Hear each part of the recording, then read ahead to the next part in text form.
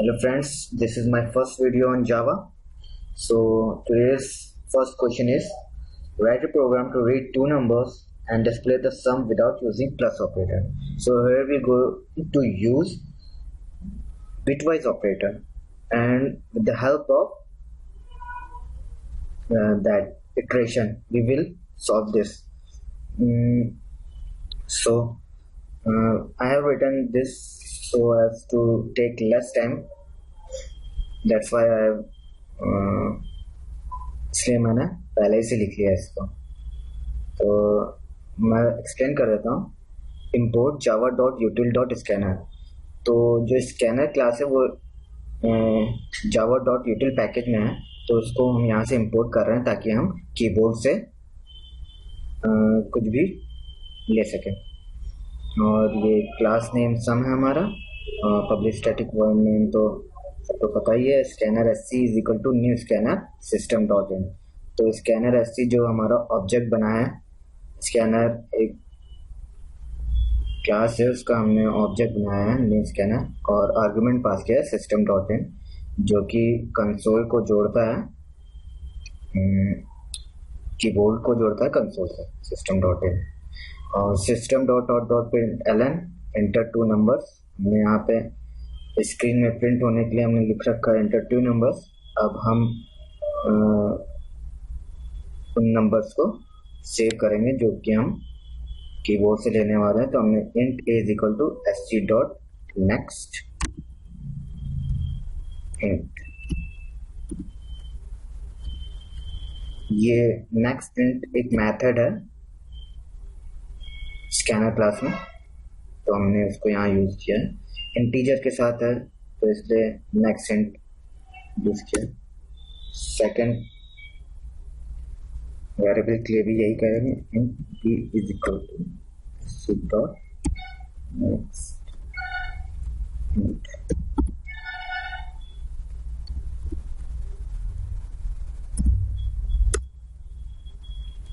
और third variable हमको लेने वाला है इंट कैरी।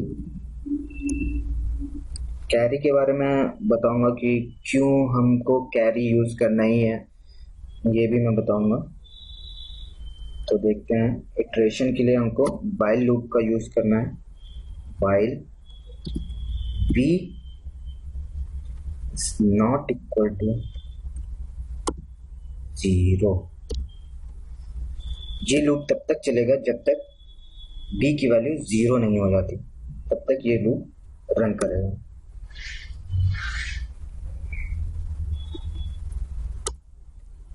तो अब यहाँ पे कैरी का यूज मैं बताऊंगा। Carry equal to a and b, a and b। तो ये हमने एक बिटवाइज ऑपरेटर एंड का यूज किया है, जो कि वैल्यू स्टोर, कैरी में वैल्यू स्टोर करेगा a एंड b के ऑपरेशंस की। मतलब जैसे अगर a एंड b यहाँ देखते हैं, मैंने बना रखा है, तो a एंड b जैसे हमने हैं, तो ट्रुथ टेबल के हिसाब से अगर देखा जाए तो 0 0 0 0 1 0 1 0 0 1 1 1। तो कैरी में वो वैल्यू स्टोर हो जाएगी, मीन्स 1 0 0, जो भी हमारा ए बी रहेगा उसके हिसाब से वो वैल्यू स्टोर हो जाएगी हमारी। तो जैसे हमने 12 और 8 लिया है हमने, तो 12 और 8 लिया है, तो उस हिसाब से कैरी में वैल्यू आ जाएगी।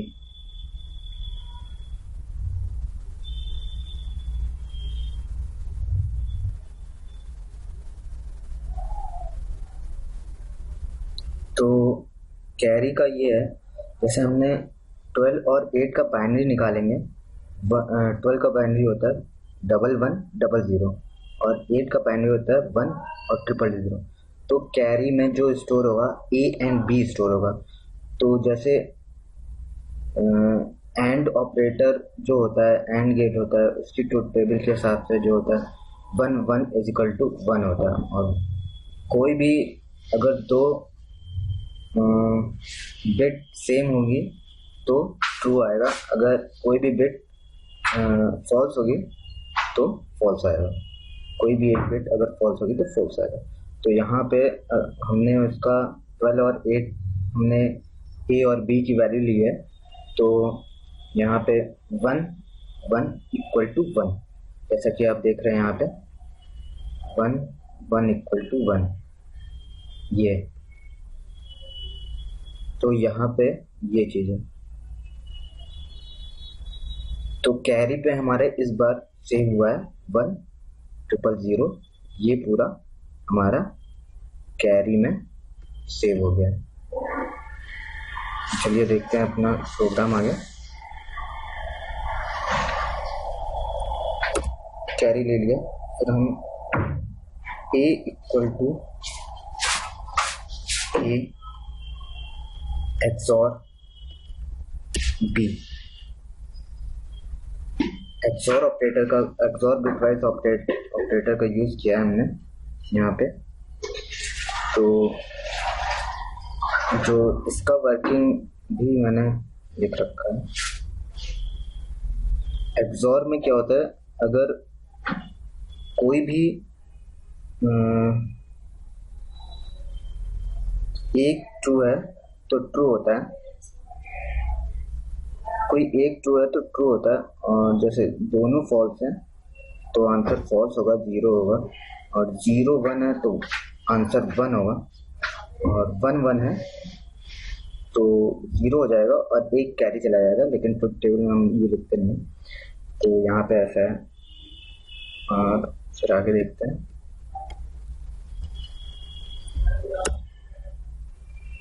b equal to carry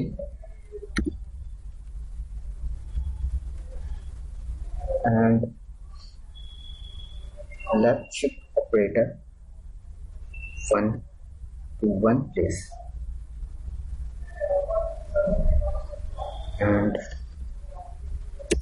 system dot out dot print ln a। इसको थोड़ा और अच्छे से लिखेंगे तो sum is plus a।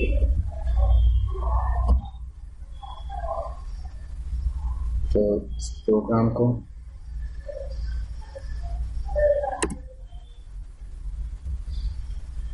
Save कर देते हैं, Ctrl+,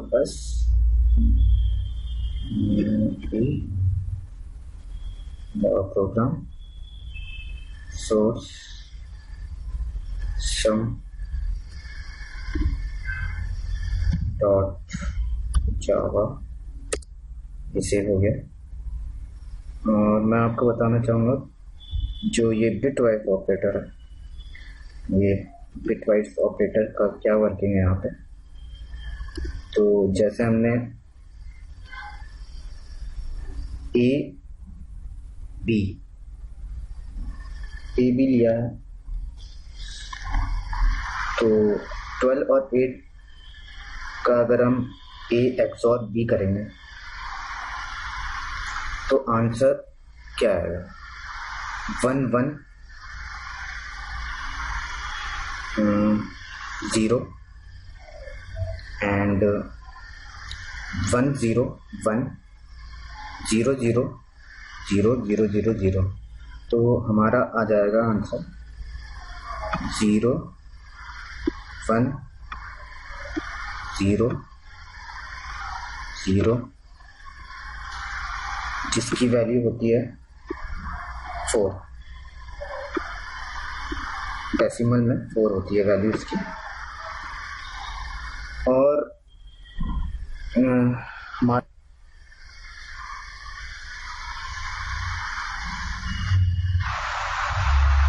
तो यहाँ पे a की वैल्यू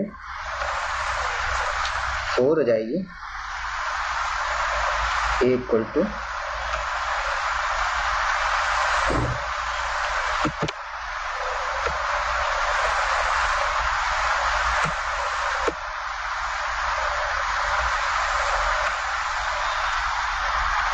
ए की वैल्यू 0 1 0 0 इक्वल टू 4 हो जाएगी। और उसके बाद अगर हम देखें B equal to carry left shift to 1 place, तो 1 प्लेस से जब हम लेफ्ट शिफ्ट करेंगे तो जब भी हम ऐसा करते हैं तो ये 16 बिट का होता है, 16 बिट होती है। तो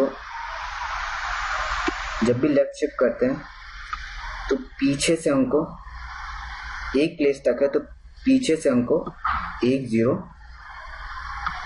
और डालना पड़ता है इसमें। तो यहाँ पे 1 0 और आ जाएगा और यहाँ से 1 0 नेग्लेक्ट हो जाएगा और ये पूरा 16 बिट हो जाएगा। तो वैल्यू चेंज होके 16 हो जाएगी, बी की वैल्यू अब 16 हो जाएगी। तो पहले बी की वैल्यू 8 थी, अब बी की वैल्यू कैरी होने के बाद 16 हो गई है।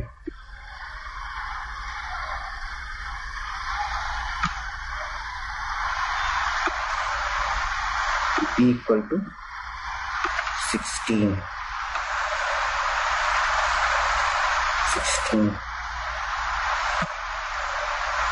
बी इक्वल टू 16 हो गई है।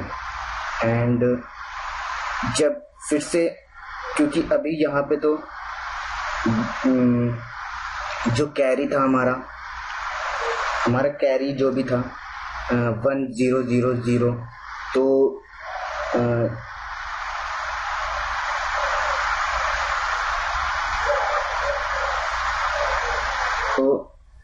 अब हमारा बी कैरी जो था वो 8 था, तो अब वो उस वजह से लेफ्ट शिफ्ट होने की वजह से कैरी लेफ्ट शिफ्ट 1 1 जो कि यहाँ पे लिखा हुआ है उसकी वजह से बी में 16 वैल्यू स्टोर हो गई। तो मतलब इसका मतलब अब एक बार और लूप चलेगा क्योंकि बी की वैल्यू 0 नहीं हुई है। तो जब दोबारा लूप चलेगा तो कैरी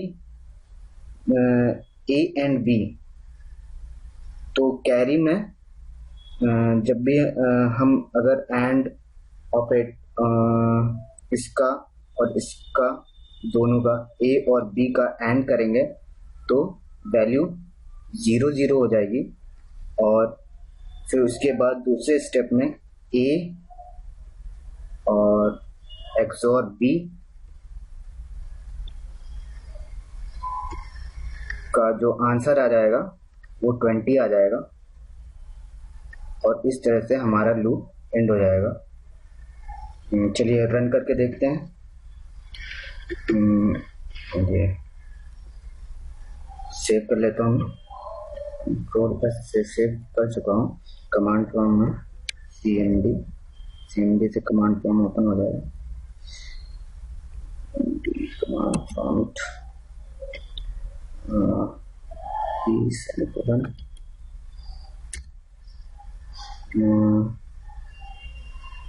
cd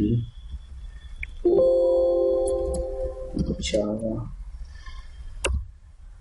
cd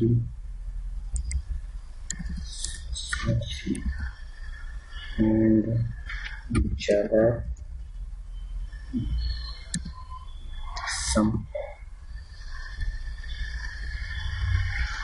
sum.java और सेमीकोलन नहीं लगाया हमने, सेमीकोलन दोबारा से करते हैं।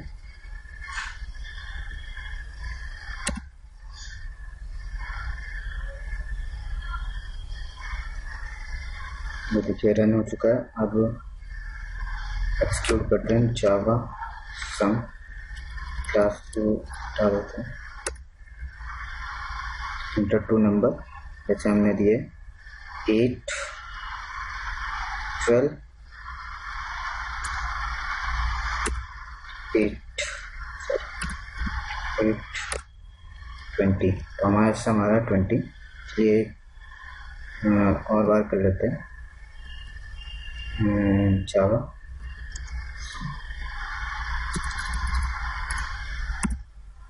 Inter 2 number 3 + 3 6। तो अगर आपको वीडियो अच्छा लगा होगा तो सब्सक्राइब करिए, और मैं और भी वीडियो पोस्ट करता रहूँगा। And give me suggestions how to improve if there are some mistakes. So subscribe करिए, शेयर करिए, and thank you for watching.